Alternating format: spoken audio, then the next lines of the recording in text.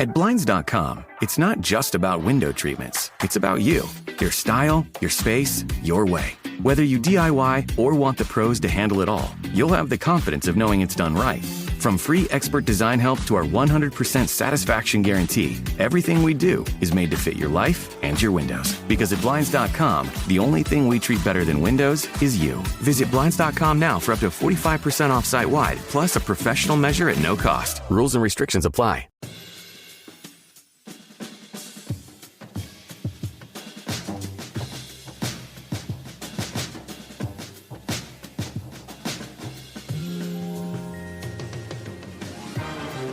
Welcome to the Dispatch Podcast. I'm Steve Hayes. On this week's Roundtable, we'll discuss the U.S.-EU trade deal and the Trump trade agenda more broadly, the Gaza humanitarian crisis, the makeup of America's political tribes and coalitions, and finally, a not worth your time that we think is worth our time, on movies, films, and things we'd watch again and again and again. I'm joined today by my Dispatch colleagues, Sarah Isgur and Jonah Goldberg, as well as Megan McArdle from The Washington Post. We're going to jump right in on trade. I want to read some headlines from the popular press here in the past couple of days. New York Times, quote, Trump is winning his trade war. What will that mean for the economy? CNN with a tweet, U.S. consumer confidence rose in July, suggesting Americans feel a bit more confident about the economy because of President Trump's tariff agreements. And the Wall Street Journal, quote, forget taco. Trump is winning his trade war. Megan, I want to start with you. Pretty good week of press for Donald Trump as it relates to trade. We have some trade deadlines upon us here in the next 24 hours. But he's gotten some deals. He's managed to push American trade partners into agreements that seem beneficial to the United States. Is he winning the trade war? I think we are going to get tired of all of this winning, right? I mean, it sort of depends on how you define winning. He has done deals that put high tariffs on other countries and lower tariffs on U.S. goods. That will be good for U.S. exporters. I don't want to take that away from them. But we all have to pay 15% more for the stuff we're buying abroad, which is a fair amount of stuff. And it's not just, the proverbial Chinese tchotchkes that you buy at Target. There's a lot of foreign goods in our supply chains. We buy parts and metals and raw materials from elsewhere. We turn those into finished goods. So exporters who use those parts are going to hurt. And so are the people who buy their products domestically. And so I wouldn't call these wins in the traditional sense of like, we are better off now. It's more like winning one of those crazy ultramarathons where you like die at the end of the race, but you did get the medal first. But I will say this, is that it is better to do these deals than not, given the alternative, right? It is better to have certainty. A huge problem that I've been hearing from manufacturers all spring is that they don't know what the price of things is going to be, that they need to make their sourcing decisions, and they can't because the Dispatch had a wonderful piece by John McCormick about the guy who bought a piece of equipment, and while it was in the middle of the ocean, it got slapped with a huge tariff. So he was kind of hoping the ship would sink before it arrived and forced him to pay for a machine that he could not possibly justify the cost of at the new cost. And so it is good that we are resolving some of the uncertainty that those companies have been suffering under. It is bad that we're going to be paying more for stuff and that we are snarling up supply chains and in some ways making American manufacturers worse off rather than better off. I will say, Jonah, to that point, when I did a reported piece on tariffs and the wine industry, wine imports from Europe in particular, I was struck by the number of importers here in the United States who told me, hey, look, we don't love the tariffs. We think they're bad for us. At a certain percent, they're cost prohibitive and will put people out of business. But having said all that, we do want this certainty. So if you're going to do it, just do it. Get it over with. Tell us what the number is. We'll adjust. We'll charge our customers higher prices, and we can move on. Is that the main problem? I mean, when we had economists predicting back in April, when we had the market reacting to the big tariff announcements, Were they reacting more to uncertainty than the tariff policies themselves? And is that why we are not seeing big market reactions and people are sort of relieved almost by this moment? First of all, the absolute shocking coincidence that you decided to do a trade story about wine is just really, I'm still stunned. It's like Sarah doing a story about owls just because it fell on her lap. Just happened to be really important. Trade in owls is vital to American security. I think that the discussion is missing a really important point. Liberation Day, April 2nd, when Trump announced all of this stuff, people freaked out, said this is going to wreck the economy, there's going to be a recession, all that kind of thing. People now forget that Trump backed off of a huge amount of that stuff, right? He did chicken out on that stuff.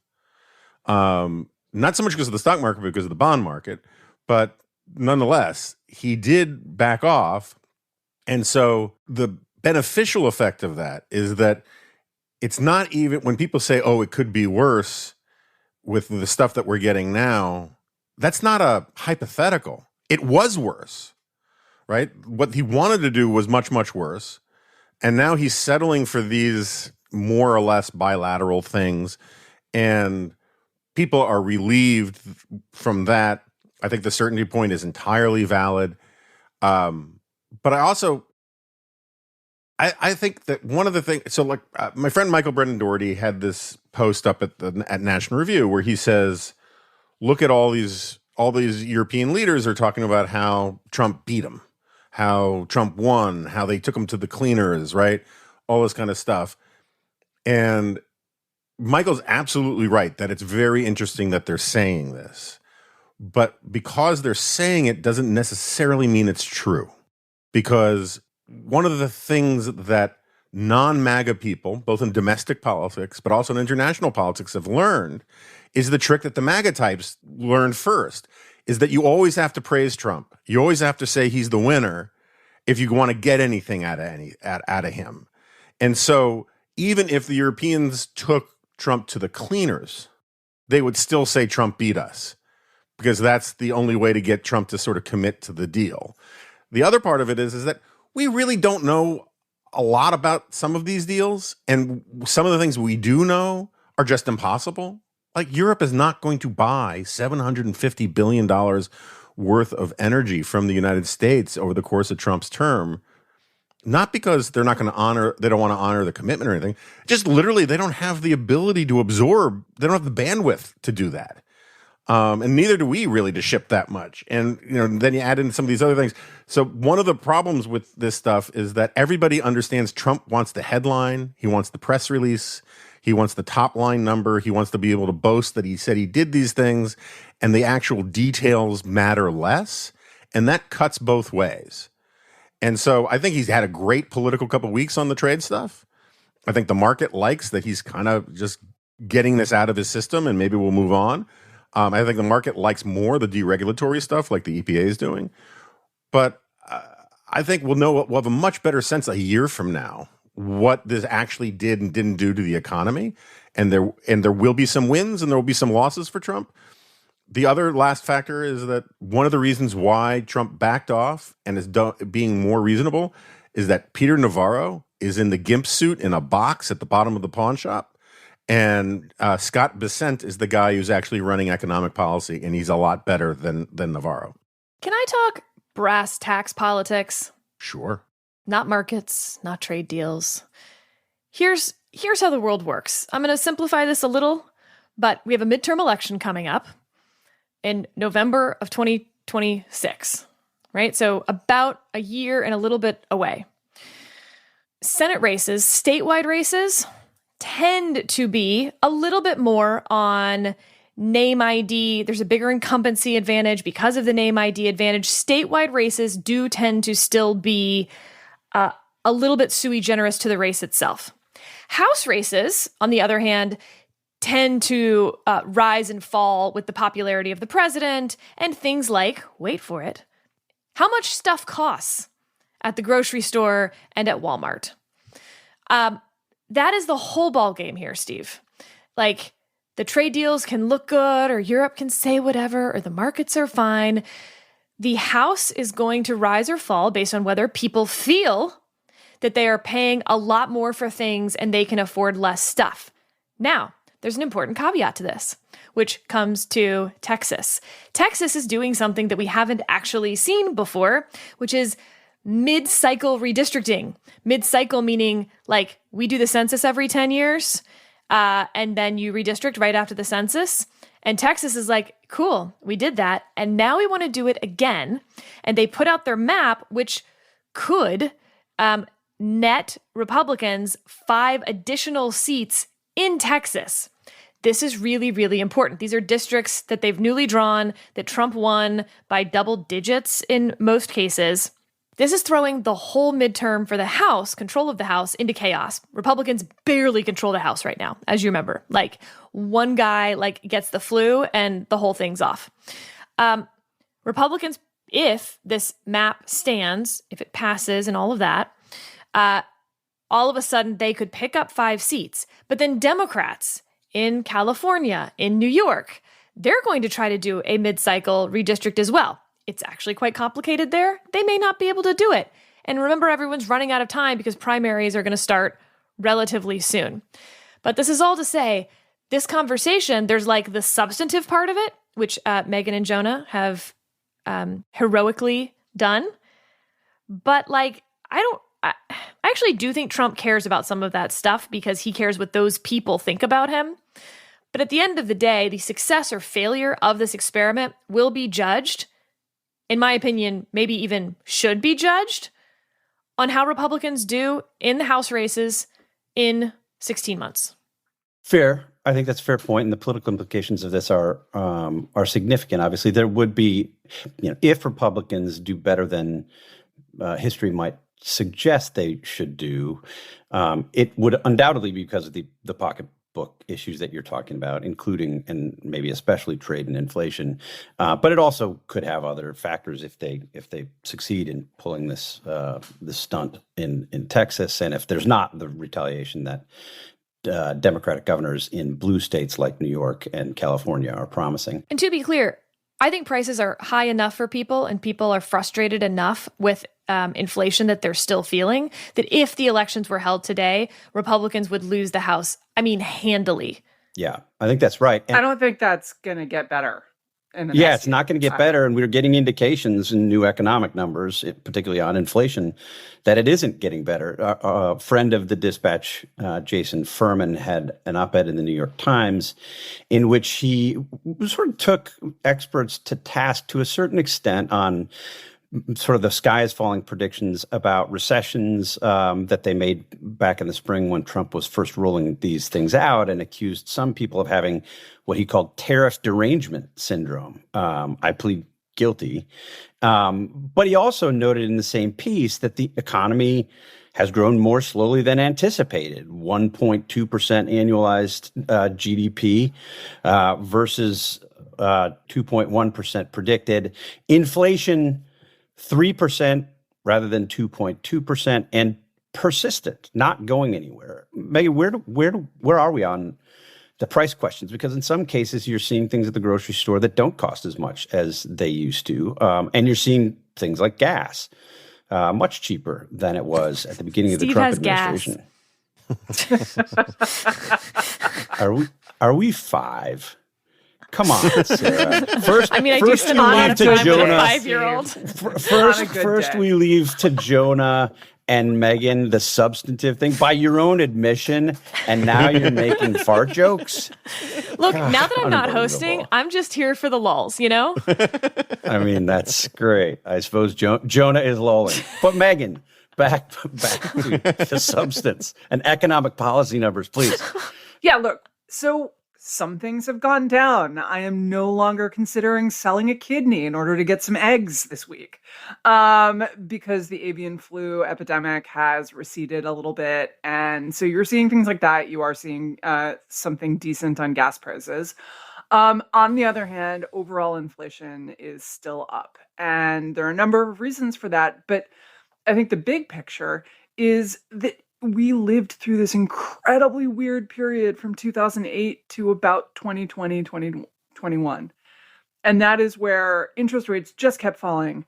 Nothing happened to inflation. It looked like the Fed could just print any amount of money. The federal government could spend any amount of money. Nothing, we still enjoyed low prices and low interest rates. And that period ended during the pandemic. I think that period's a little mysterious in a lot of ways. It's not really clear why that happened. But it is definitely over. And so what we're seeing now is we had all of these inflationary influences in our economy. We were running big deficits. Monetary policy was reasonably easy. And the Fed is now, for a bunch of reasons, including the fact that the economy is not growing very fast, reluctant to hike rates to wring that last bit of inflationary pressure out of the economy. But there's a risk that at a low level, inflationary expectations have become what's called unanchored. So basically the idea is there's a lot of things that go into inflation. At its heart, the Milton Friedman adage that inflation is always and everywhere a monetary phenomenon, I think, is basically true. If there are too many dollars in the economy and we pump dollars in the economy, we haven't made more stuff, then except in odd circumstances where we are producing below the economic capacity of the country, you're going to see inflation because you just have too many dollars chasing too few goods and services. But something that contributes to inflation is when people start to expect inflation. Because if they think that inflation is going to be higher, they think about that when they go into their wage negotiations. They think about that, companies think about that when they start going and negotiating contracts to sell things, right? In the future, they say, well, I need some higher prices in order to offset the fact that the dollars that you give me in the future are going to be worth less than the dollar that I'm getting right now. Paul Volcker, when this happened in the 70s, Paul Volcker, then the Fed chair under Carter and Reagan, had to raise interest rates. At one point, they were 21%. In order to wring those expectations out, in order to recreate a credible commitment that no, inflation just ticks along right about 2%. You can count on that. It's not going to be much higher than that. Set your wage contracts and your forward contracts accordingly. So it seems like one problem may be that people are starting to expect a little more inflation than they used to. But I think the broader problem is that we've still got all of this like low level inflationary pressure, right? Inflation is not where it was during the pandemic, but it is higher than it should be. The Fed is not hitting its own target, and people don't like that, right? Because while wages and prices do adjust, they don't adjust instantly, and they don't adjust for everyone. If you're a journalist, you're probably not getting a raise unless you get another job. And so you just sit there and watch inflation eat the value of your paycheck every month. And that's true for a lot of industries. And those people get mad and they vote on their madness. And I think, we also have the nuclear aspect of all of this is going to be Christmas, because all of these suppliers, retailers order their Christmas stuff months and months and months in advance. They all had to place orders when the tariffs were uncertain. They had no idea what anything was going to cost. And when consumers go to the stores to start buying those presents, they are going to find gaps on the shelves for stuff that they want but can't get because retailers pulled back. They're going to find higher prices. It is going to be a very unhappy making experience for the American voter. And I think that is probably going to carry into midterms next year.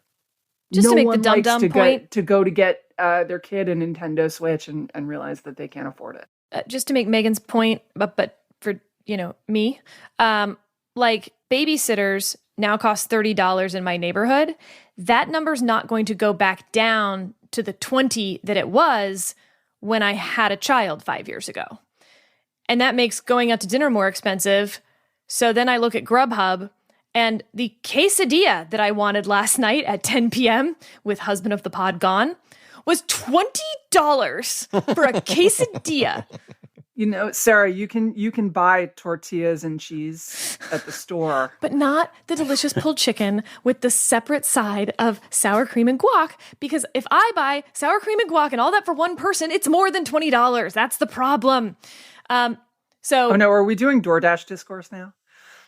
I try not to do it. I really... Any babysitters, Sarah? I do actually. If you could, know anyone who babysit. doesn't, $30 an hour. I could do it. I'm in. do you like lightsaber battles that will leave you bruised? The thing is, your two boys are more pop culture fluent than Steve is, so it's going to be a problem.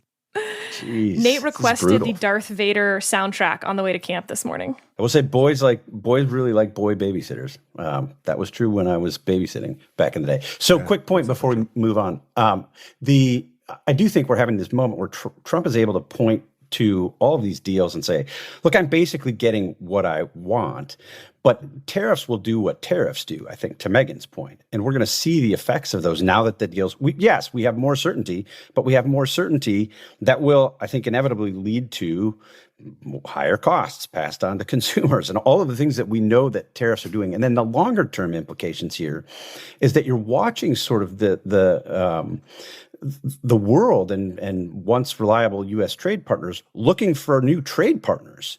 So this is going to have, I think, implications well beyond the price of groceries, the price of goods at Christmas. You're seeing, and the United States is the world's greatest economy. People are going to want to trade with us regardless. But as you're seeing our traditional trade partners looking for other places to do their deals, I think we will see long-term implications for that. And those implications won't be good.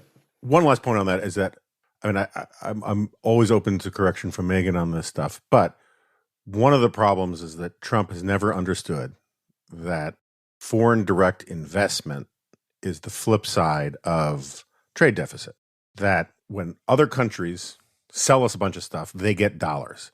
And then the dollars, they got to spend them somewhere. And the easiest place to spend them is in the United States. And so they make investments in the United States. Trump, some of these trade deals, he's getting these promises from people to spend. It's unclear to me what exactly this Japan thing is, but he's getting these promises from these people to spend hundreds of billions of dollars in foreign direct investment in the United States. Those dollars have to come from somewhere, and either they come from trade, or they have to buy dollars on the global market. It's not like you're going to buy a factory in Indiana with yen or euros. You got to convert them into dollars, and so there's going to be higher demand for dollars, which has all sorts of downstream economic effects that Trump has a very difficult, which I have a hard time understanding. But then again, I'm not pushing for all of these policies. But it's like, there's that saying in business, you can have it good, you can have it fast, or you can have it cheap, but you can only pick two. Trump has a sort of similar thing when it comes to trade stuff. He wants four things, but three of them can't happen simultaneously with each other. And either we're going to make everything here, or we're going to use tariffs to force down trade barriers, and we're going to trade more. It's like that kind of stuff. And I don't know how this is going to end, but the idea that you can make straight line predictions that's going to end really great or really terribly, I don't buy. Yeah, I'm always happy to provide corrections when you're wrong, Jonah. But in this case, you are correct. Look, when you invest in America, you are effectively giving people yen. Now, you're not really giving it to the guy with the factory in Indiana, right? Right. But someone now has a bunch of yen. What are they going to do with that? What are they going to do with that money? They are going to spend it on imports. Right.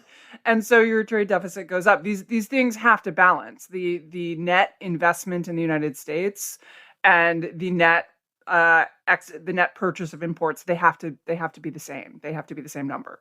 And so, yes, this is exactly, he has a bunch of, and I think this is broadly true of the whole kind of MAGA idea about trade, which is that the people who favor his policies, they have an idea of America they want to get to. And that America looks a lot like America in about 1960, except with better televisions. And more accessible porn. Well, I think they vary on their position on porn accessibility, but publicly they might. Publicly, yeah. Fair enough. And I think you can't get there from here. You cannot arrange, thank God, to have Europe bombed flat, to have China be mired in Maoist revolution, and to have America look like it did with a much younger workforce. Right. None of those things are possible. And so I think I actually get the vision they're working towards. I don't even disagree with all of it. But I just think the idea that, these levers are going to get you there is false. And it's an example of the great policy syllogism. Something must be done. This is something. Therefore, this must be done. We should, just as a matter of cleaning up after the elephant, as it were, point out that what Donald Trump is saying about some of these deals is immediately contradicted by what these trade partners are saying about these deals and the details, including some of the claims that he's made about the deal with Japan. All right, we're going to take a quick break, but we'll be back soon with more from the Dispatch podcast. We're back. You're listening to the Dispatch podcast. Let's return to our roundtable discussion. Moving on, Jonah, I want to go back to you on this because I heard you say something this week that I think captures where a lot of people are as they read the news coming out of Gaza over the past couple of weeks. You said something, and I'm paraphrasing. You can tell me exactly how you said it, that it's just hard to know what's true at this point. There aren't many journalists in Gaza. We've been hearing reports since October 8th from the Palestinian side of this battle that there is a humanitarian crisis, that people are starving. I think there was reason to be skeptical of some of those reports early, certainly as we uncovered the ways in which Hamas was manipulating data and playing to the cameras. But it now seems that we really are in the midst of a humanitarian crisis in Gaza. What should people who are taking this news in think about what's going on there? I'll start up front. I don't think we're in a position of famine, and I can return to that. But it is a humanitarian crisis, and it is getting worse. And it's getting worse in ways that it hasn't in the past. There was a really good piece in Haaretz this week which looked at the prices of food in Gaza. And during pretty much almost every other claim of famine, and there have been many, or hunger crises, that there have been many, the data on what prices of food cost in Gaza markets did not support it very well. This time it does. There's been a massive increase. So for the people who get very, very angry, including me and some of my friends, at the way the media has burnt all its credibility on the Israel stuff, that doesn't necessarily mean they're wrong about that. And it doesn't mean that Israel has a policy of starvation or any of that kind of thing. But it does mean that there is a serious humanitarian crisis in Gaza, and that warrants attention. That said, I was on CNN, the early morning show, the 6 a.m. show earlier this week, and I got into a little thing basically making the point, as you summarized, that I really don't trust anybody. I don't trust the UN.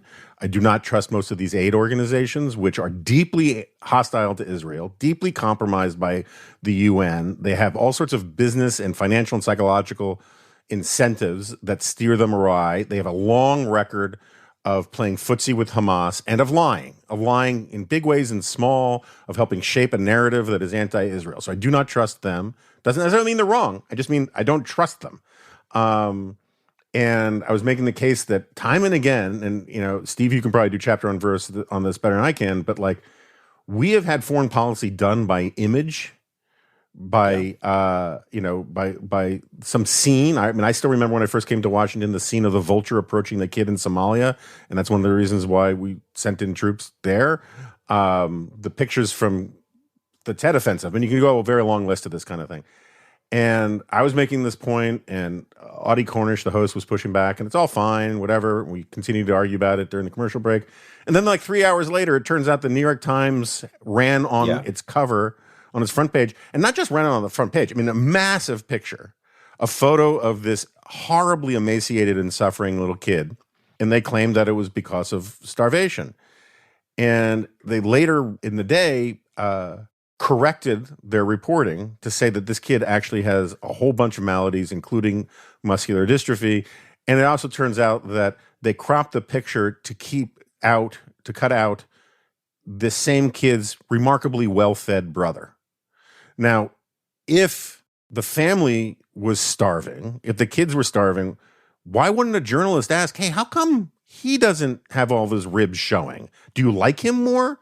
Like what is going on here, right? And instead, the groupthink kind of took over, and so like one thing just to keep in mind if you're using your critical faculties, and there's all sorts of other things to keep in mind about, like, the New York Times had a terrible story this week about how 2 background Israeli officials say there's no evidence that Hamas hoards food, which is just a lie. I mean, maybe these Israelis said it, but there's like countless hours of video of Hamas-backed armed gangs raiding convoys. And if you read closely the way the New York Times describes this stuff, it's so expertly worded so as to be defensible while still being untrue.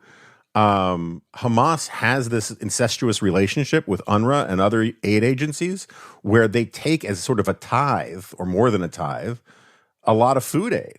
People in Gaza know where Hamas warehouses have been, in various periods, and Hamas hoards this stuff.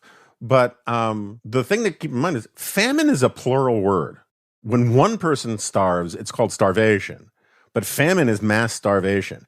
It should not take this much work to find a photo-ready starving person if there's mass starvation. And if there's mass starvation, it shouldn't turn out that you have to keep, because this is not the first time the New York Times or other media outlets have done this. It should not turn out like, oh, it turns out there's other reasons why this child looks like this. All the children should look like that if there's actual famine going on. Meanwhile, as Bernard-Henri Levy pointed out recently, like hundreds of thousands of people are dying of actual famine in Sudan, like now. And no one gives a rat's ass because it's not about Israel. Sarah, what about the media credibility point that Jonah makes? I mean, I do think it's, as we're seeing increasing evidence that, everybody, including the Israelis, believe that there is a humanitarian crisis, whether or not it's famine, whether or not it's mass starvation. There's something going on, and it's worse than it was 3 months ago. And yet you see these kinds of reports, the kinds of correction that Jonah points out, which is, again, not an isolated thing, unfortunately. What should people believe as they're watching television news, as they're reading newspapers?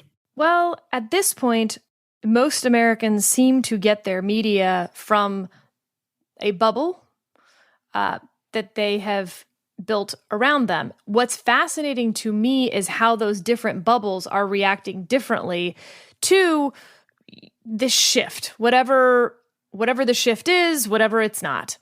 And certainly within right-wing, more MAGA-influenced media, you're seeing a very big shift in how they're talking about this issue. What is it here? 70+% of Republicans approve of Israel's military action in Gaza. By the way, overall, that number is like 32% for all Americans. So huge partisan issue. I mean, this is becoming abortion. It took like 20 or so years for abortion to really sort the two parties, and really 35 years if you want the complete sort.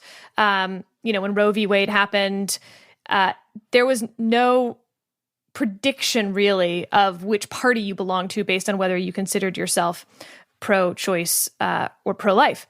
And then obviously, like, Republicans for Choice was still a very powerful organization in the late 90s. Republicans for Choice no longer exist. There are not people in the two parties who don't vote along party lines anymore. One pro-life Democrat in the House from Texas 23.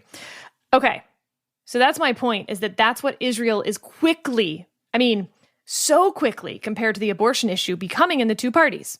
But something kind of weird is happening on the right in the media.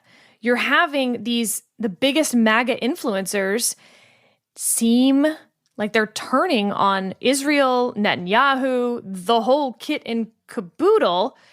Megyn Kelly, Charlie, whatever his name is.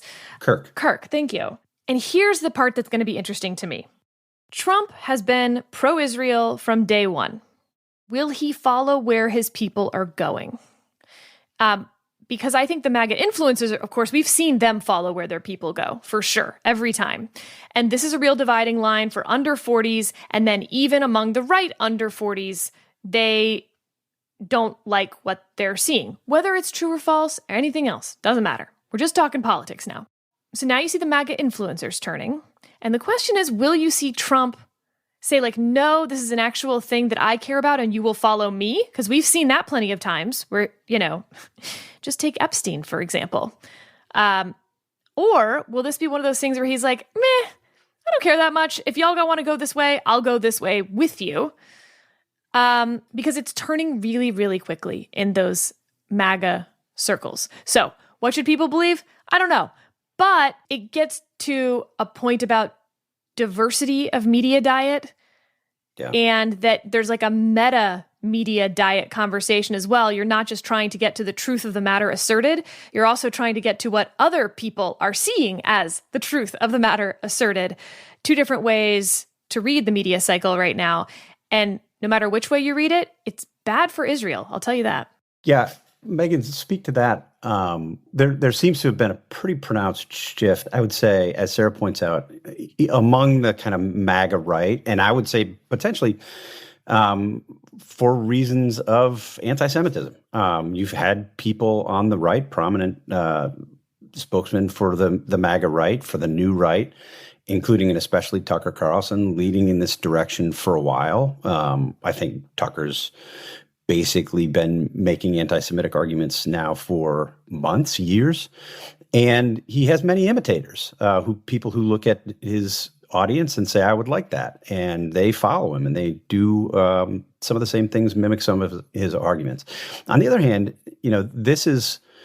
Israel's more isolated internationally as well. You had Emmanuel Macron in France declares support for a Palestinian state. Canada followed, UK following. And Israel does seem to be more isolated.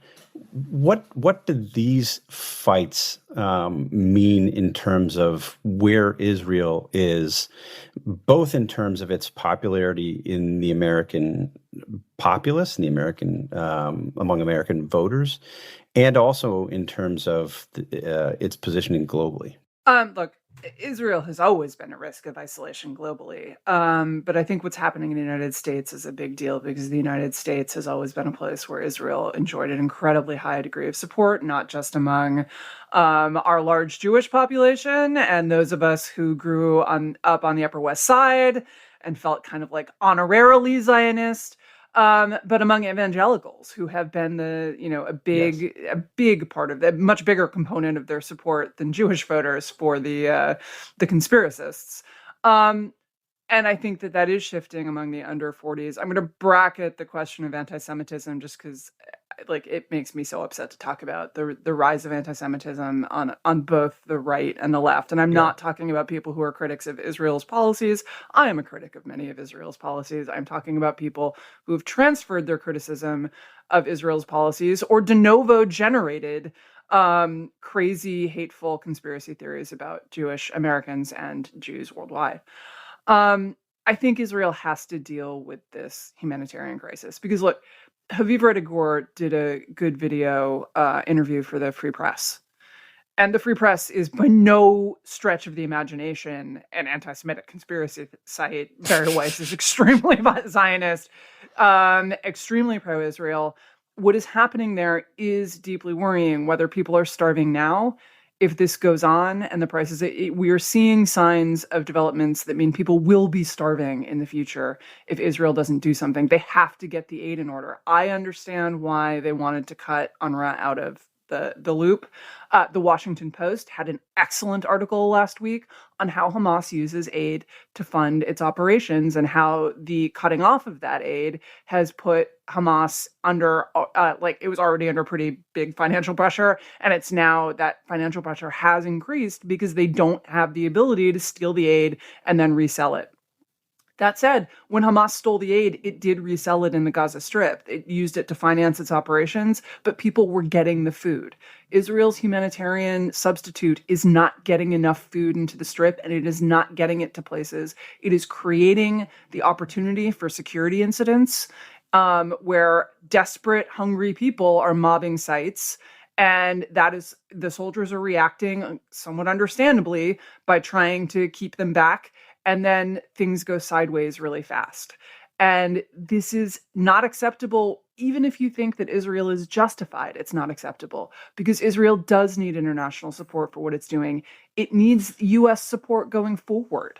And so if they cannot clean up the humanitarian situation quickly and get enough food into the Strip to keep people from starving, they're going to have to end this war, because I think that if they don't, I think Trump is probably going to go with the influencers and end it for them by cutting off arms shipments. So I generally agree with that. And the last point about Trump is obviously true. I mean, I think the picture on the front page of the New York Times is one of the reasons that Trump said from Scotland, you can't fake this. It looks like starvation to me, right? Which is kind of ironic. But Trump is often moved by pictures. He intervened in Syria in his first term because of pictures.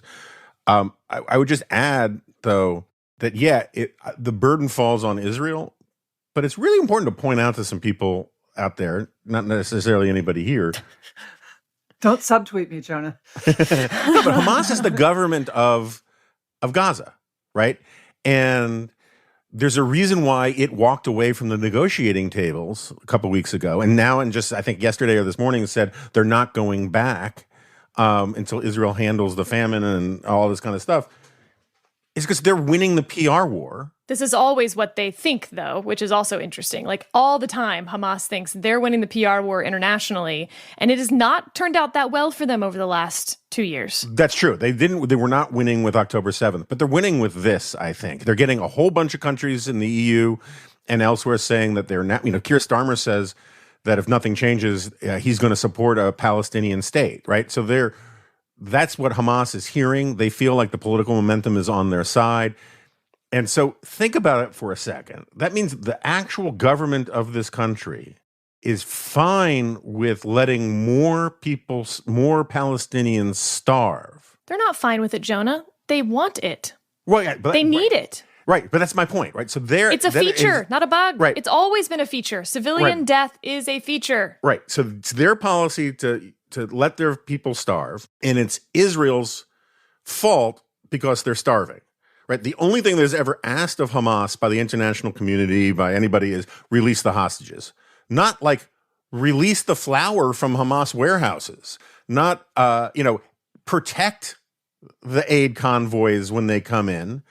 It's just simply that it's Aesopian. They're supposed to be scorpions, and it's entirely the burden on Israel to feed these people. And when they send in truckloads of convoys and they get ransacked by Hamas-backed gunmen, that creates this chaos, creates opportunities for Palestinians to get fired on. That's the government of Gaza's policy, and yet the blame for it squarely falls on Israel.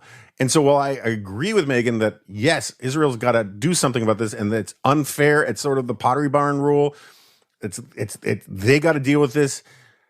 That doesn't mean... Wait, sorry, what's the Pottery Barn rule, huh? You broke it, if you break it, you bought it. You fix it. Oh, okay. Yeah, Colin Powell called it. I didn't know that was a Pottery Barn rule. I thought that was just, when you take kids to stores, you kind of know. In the first Bush administration, Colin Powell said it's the Pottery Barn rule. If you break it, you bought it. Like, I want to be careful about what happens here. And then Pottery Barn had to come out with a statement saying that's actually not our policy. But by then it had stuck. And so all I'm saying is that the coverage of this, the stuff that drives the New York Times, the stuff that drives a lot of mainstream media coverage about all of this, works from the premise that literally everything bad that happens in Gaza is either the deliberate policy of Israel or the unavoidable consequence of their blind eye to suffering, when in reality, the policy of suffering and the blind eye to suffering almost far more lands on the lap and on the heads and on the souls of Hamas than it does of Israel. That's definitely true, but you have to say, Benjamin Netanyahu was pushing back on those accusations this past weekend when he was sort of refuting claims that Israel's got a policy of starvation. But then he too went too far. He said in an interview with Daystar, "What a bold-faced lie. There is no policy of starvation in Gaza." And then he added, "And there is no starvation in Gaza."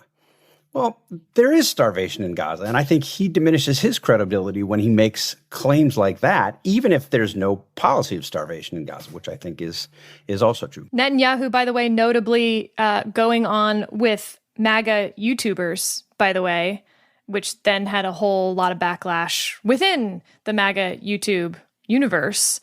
So, yeah, Netanyahu not having a good week. If we were one of those shows that did, like, who had the worst week, definitely putting Netanyahu as my number one. We're going to take a quick break, but we'll be back soon. We're back with the Dispatch podcast. But before we return to our roundtable, I want to let you know what's going on elsewhere here at the Dispatch. This week on Advisory Opinions, Sarah and David unpack new rulings on foster care, gender identity, and First Amendment rights. And they predict which will get to the Supreme Court. Search for Advisory Opinions in your podcast app and make sure you hit the follow button. Now let's jump back into our conversation. Speaking of American politics, Sarah, I want to start this final segment before we get to Not Worth Your Time with you. Your friend, our friend, Kristen Soltis Anderson and Echelon Insights put out a new assessment analysis of American political tribes, and it's fascinating. Bear with me for just a second while I walk people through these new 8 political tribes to give them a sense of what Echelon found, and then I want to ask you about it. 17% they categorize as hard right, staunch conservatives across the social and economic spectrum who take consistently anti-establishment policies. 11% moderate right, take right-leaning positions on most issues but trust experts, support free trade, pro-gay marriage, believe there are obstacles for women. 8% new Republican populists, socially to the right, economically to the left. 14% middle American optimists, middle of the road on most issues. 10% young and disillusioned, young, female, racially diverse, skeptical of regulation, but for a robust welfare state, anti-establishment on the left. Then 12% American institutionalists, firmly pro-establishment. This cluster is unified by a belief that the system basically works. 11% are called electability Democrats, left-leaning on most issues, but diverges from unpopular left-wing positions like defunding the police and trans athletes in sports. And then finally, 16% hard left. The name says it all, socially and economically liberal, largely pro-establishment. Sarah, you spent a lot of time thinking about this stuff. What was your reaction to their assessment of the American electorate now and those 8 political tribes? Okay, well, every time I see their thing, the actual percentages of like who's been moving up and down, the libertarian line, Megan, is so sad. It's like there's barely a pulse down there. And I don't consider myself a full libertarian, but like, come on, do better. We are a tragically discriminated against underrepresented minority. But the good news for those of us who identify as libertarians is that being a libertarian means never having to say you're sorry. No one ever does anything you want. There's never any like bad side effects of your policies that you have to explain away because they never happen. So we also, can just who would hang you out. say sorry to? There's only 5% of the entire American electorate that identifies as libertarian. Like, y'all don't exist. So we can just hang out in like our imaginary world where, you know, we've privatized the police and the roads and we don't even need roads because there's flying cars everywhere and it's awesome and you guys would totally love it, except everyone's too stupid to come there with us. And the fact is, let's just be honest, among that 5%, you're all screaming at each other about what the true libertarian position is. So it's oh man, not I like get you're kicked all out of the movement like once. It's a not week. like you're all happy with each other either. So. No, we actually like each other, but like I periodically, because I am about as far like as government friendly as you can be and still even plausibly identify as a libertarian. So I regularly get kicked out of the movement, but I have had like many exciting evenings where we spent 6 hours debating how insurance companies could substitute for the government in like dealing with crime. And you just haven't lived until you've stayed up all night with Red Bull and some anarcho-capitalists. All right. So one of the other things they found, Steve, was that the hard right and hard left are only 1/3 of their respective parties. Yeah. And my reaction to that was, a third is a lot. A lot, especially when we're talking about their potential voters, not their most likely voters, and most importantly, their primary voters. And so when you look at the primary voters, that hard right and hard left become even more visible, more vocal, and I think more prominent just in terms of numbers as well. So 1/3 extremists in both parties, I think, is like potentially an American deal breaker. Yeah, in some ways, isn't that like the best understanding of our politics at this moment? And we should point out that one of the things they did was this is a screen for verified voters, right? I mean, these are likely voters. These are people who are voting. So when you're talking voting, about, but it doesn't mean they're voting in primaries. And I do think there's such a big difference when it comes to the incentive structures and where parties move as the amoebas that they are. Who votes in primaries is far more important than who votes in general elections. And like just emphasizing that for our listeners who maybe are frustrated with both parties. Parties move with their primary voters, not their likely voters. That's why we need to abolish the primary system. Preach. Well, maybe, but whatever. The point is, here we are. The Libertarian has ideas of how to make it better that aren't going to happen. So there's a newsflash. Vote in the primaries now. Don't be with Megan and just sit there and be like, we should get rid of them, as you don't vote in the primaries. That's not going to work, team. I didn't want to go to the prom anyway. But yeah, so it just to make the very obvious point, Steve, our political parties are not based on principles. And I'm not sure most people really understand that. So let's be clear. If you were to actually have sort of a political science course on conservative and liberal, you would actually maybe have something more like conservative would be in the middle, liberal, meaning individual rights, would be on one side, and authoritarianism would be on the other side, and every policy would fall somewhere kind of along that spectrum. The two political parties are all over the place on that spectrum because they're these amoebas that are constantly trying to, they're directed by their primary voters, and then in the general election, they like amoeba to go grab, something that's sort of near them, but not quite part of them yet. That's my best Annie Dillard explanation of how political parties shift and change. So the Republican Party in 1856 literally has nothing in common with the Republican Party of 1980, which has very little in common now with the Republican Party of 2025, because they're not principled and they're driven by their primary voters. And so if a third of your total voting potential is crazy, then that's going to have a pretty big and potentially catastrophic influence when it's in both parties. So, Jonah, two questions to you. One, is amoeba a verb, as Sarah suggests by her usage? And two, is she right in her analysis of these shifts, particularly on the Republican side? I mean, it is the case that what we would describe as Republican and right-leaning voters in this assessment don't really look much like the Republican voters of 1980. A crown of gold, Jonah. Sound money is actually probably the biggest unifying thing between Megan, the Republicans of... It's like someone paid you to, is there a drinking game going on to say the most libertarian thing you can think of at any moment?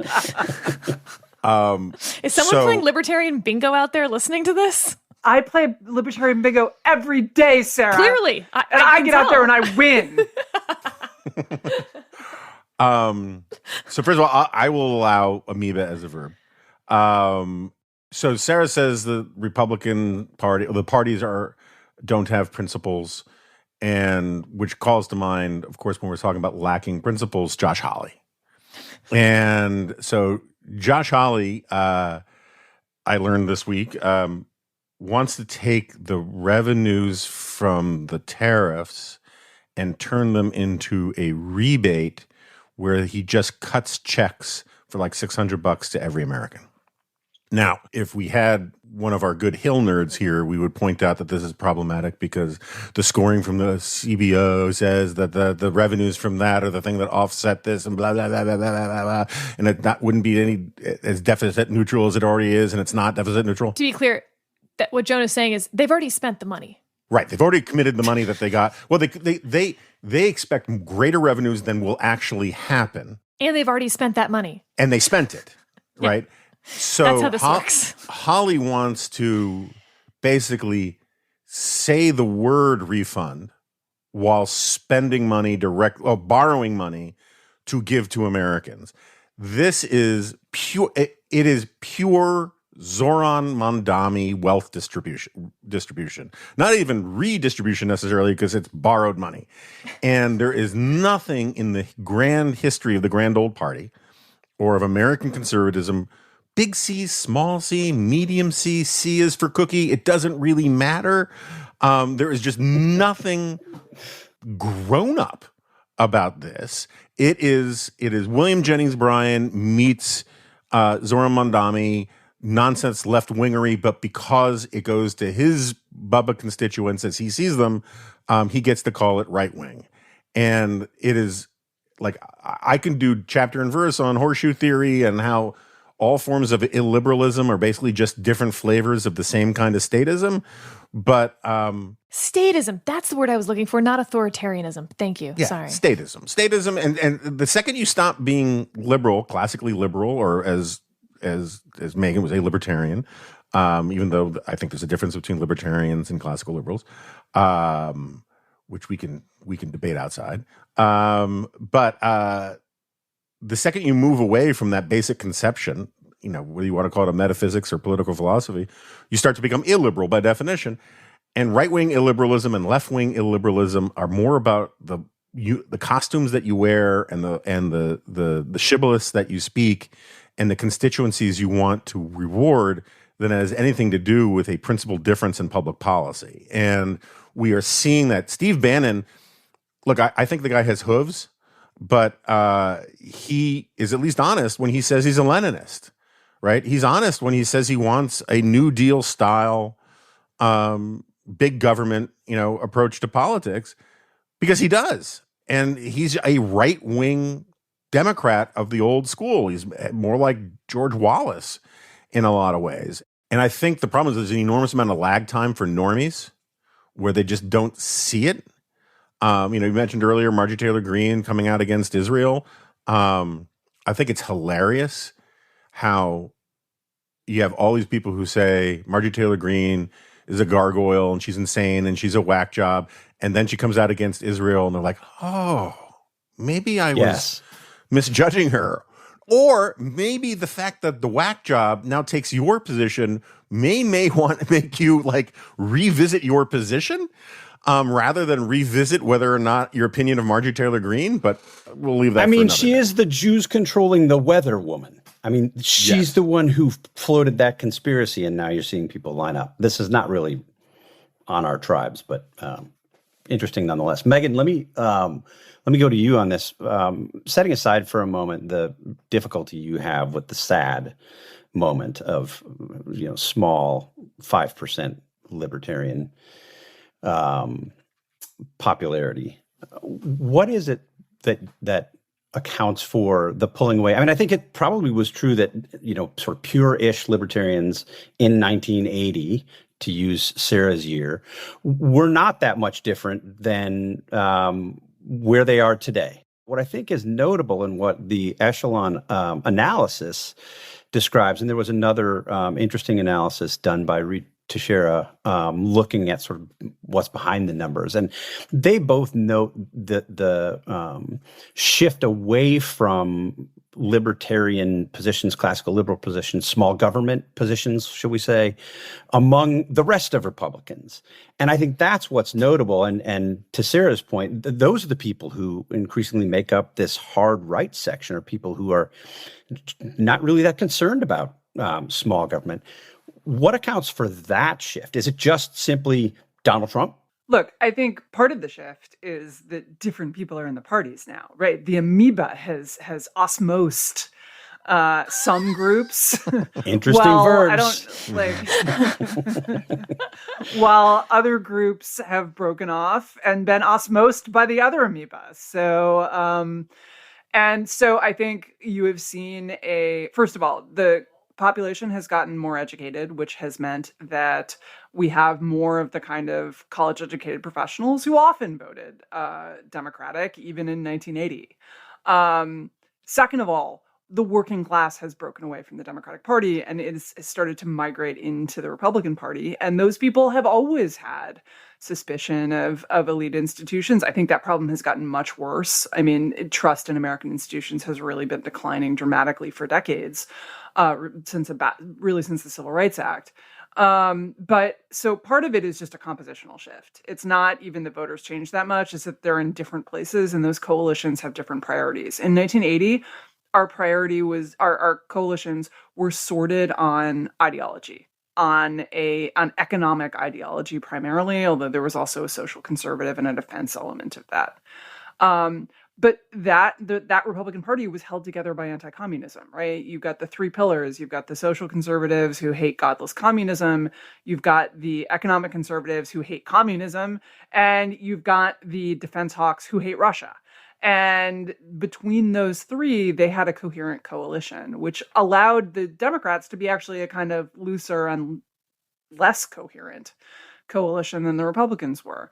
And I think there has been a slow decline since the fall of the Berlin Wall, where that coalition just didn't make as much sense. But I would also say this, is that I think for me as a libertarian, when I think about the depressing fact that we haven't really boosted our support among the population as much as I lightheartedly hoped when I was young and full of vim. I think of our job, and I actually think that this is true for classical liberal conservatives who are not on board with the Trump train, or even if they voted for him are kind of skeptical and don't agree with a lot of his policies, is to be kind of libertarianism in abeyance. The reason that libertarianism had a bit of a moment in Ronald Reagan was that the answers that we had were the answers to the most pressing problems the country faced at that time, like inflation and sound money, Sarah, but also overregulation and stagnant growth. I think this drinking game is resulting in alcohol poisoning. I haven't even gotten to ranting about Keynesianism yet. But Hayek. So I think Hayek. Okay, bingo. Ayn Rand. No, she's another column. I'm not one of those kind of libertarians. So look, I think the ideas will be relevant again. Donald Trump will make them relevant again.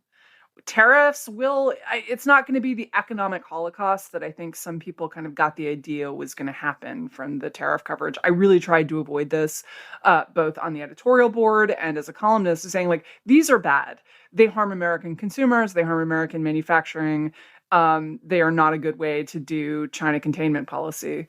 But I did not try to give people the impression that if you got 15% tariffs, the American GDP was going to drop by 15%. We'd all be living in caves. Actually, I mean, even if it dropped by 15%, we wouldn't be living in caves. We'd be back to like 2004. I was not living in a cave back then. I don't know about you. But like, these are bad policies and they are going to create a bunch of problems. And so our job is to nurture the flame of classical liberalism and free markets and individual liberty and freedom and decency and institutional norms and patriotism, and hold them there, still alive, flickering, but still bravely giving light until the public is ready for them once again. Wolverines! You're saying there's a chance. Finally, not worth your time this week. I was, as I want to do, reading pop culture magazines from the UK this week, including one called Far Out magazine, which I read, really daily to get my pop culture fix. Okay, none of that's true. I don't read any of that. Yeah. But this popped up. This article popped up on my Google News feed, and I thought it was interesting because it touched on a conversation that Jonah and Chris Steyerwalt and I had last week. It's about Mel Brooks, and Far Out reports that Mel Brooks watches one movie 12 times a year, once a month, and has done this for years because he likes the movie. But interestingly, it's not his favorite movie of all time. That's a Ginger Rogers, Fred Astaire film. And it's not even in his list of top 10. It's Gladiator. I was going to bet Shawshank Redemption, but okay. Mm-hmm. Well, that's just because if you're, you get stuck on TBS or whatever, like it's on forever. Also, you great, have to keep Sarah. watching. So here's my question to you, and I'll start with you, Jonah, to give Sarah and Megan a moment to think about this. What is your favorite movie of all time? And separate question, not necessarily the same thing.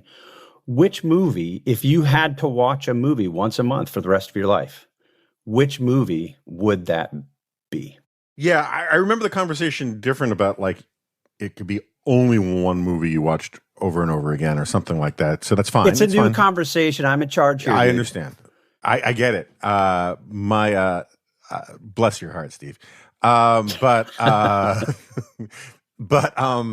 my answer at the time was a little cute, which was favorite movie of all time was Godfather, and the movie I'd watch over and over again was Godfather 2. And because Godfather 2 just has a lot more stuff going on in it. If I wanted to broaden it out a little bit, I don't know. I'd stick with The Godfather, but for the movie I'd watch over and over again, Gladiator is not a bad candidate. Yes, it is. And neither is Shawshank. But I'm going to freak out people and go with the movie Diggstown. What? Which you've never even heard of.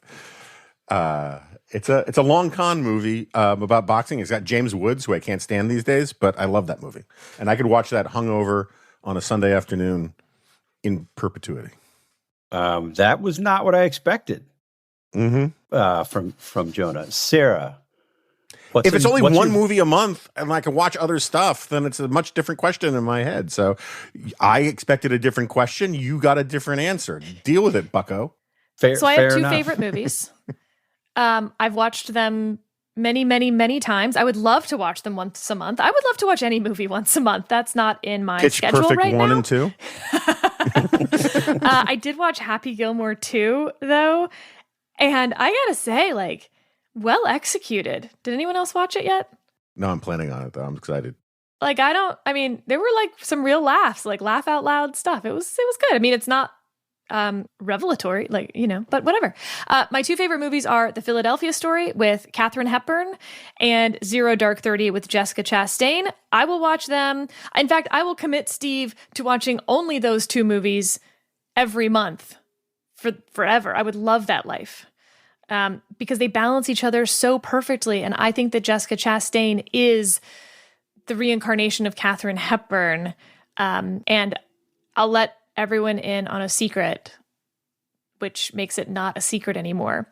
But my husband is saved in my phone as Dexter Haven, CK Dexter Haven from The Philadelphia Story. So I have to type that in every time I want to call him. Then why is he saved that way?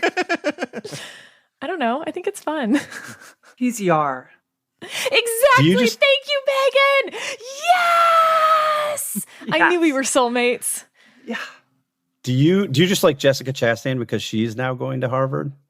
And you love she's Harvard, going to Harvard? Sarah? What? She is. She's going to get a master's in public administration. If you guys want to know anything else about pop culture and celebrities, let me know. I'm happy to update you anytime. What else can I tell you? Megan, what's your answer? Favorite movie and movie that you would watch 12 times a year, once a month? Philadelphia Story, very solid choice. One of my very favorite movies.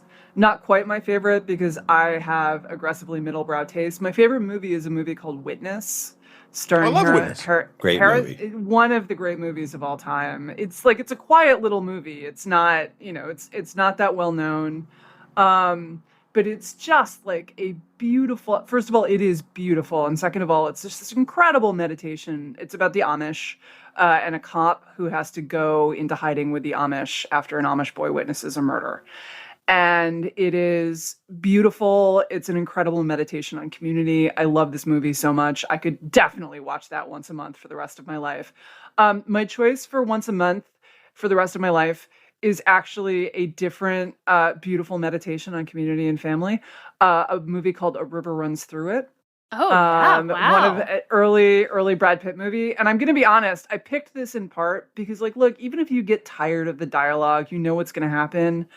The photography of Montana, which is in fact, I believe, North Carolina, but we'll let that slide, is just incredibly gorgeous. And I could happily sit there with the volume off and just watch the movie for I've done that. 2 hours. Yes, it is an incredibly beautiful movie. Brad Pitt is at his most incredibly beautiful phase of his acting career. His acting intake career? Of breath? Wait. Well, I mean, also like his biological career. But yeah, there we go. Wasn't Julia Ormond in that movie too? Speaking of beautiful, no, you're thinking of a different movie called Legends of the Fall. Get up! You call yourself a pop culture columnist. Sorry, this is so weird for me to make a mistake like that. I would rather watch Legends of the Fall over and over again than River Runs Through It, to be honest. But that's just me. De gustibus non est disputandum. But I'm going to be honest, I will think a little less of you for that. I was really obsessed with Sabrina. Both Sabrinas, the Audrey Hepburn and the Julia Ormond version. So I can't really watch anything with Julia Ormond that's not Sabrina. I thought that Julia Ormond and Sabrina was pretty poor, but that's just me. Julia Ormond saved me in high school because I have not so much anymore. Old age has taken its toll. But when I was in high school, I looked kind of like a chia pet, except that I had extremely long hair because I had a very traumatic haircut for my freshman year, where it looked great. She didn't know how to cut curly hair. It looked great when she was blow drying it out. And then I swear to God, as soon as I washed it, it looked like the left side of my head was trying to migrate over onto the right.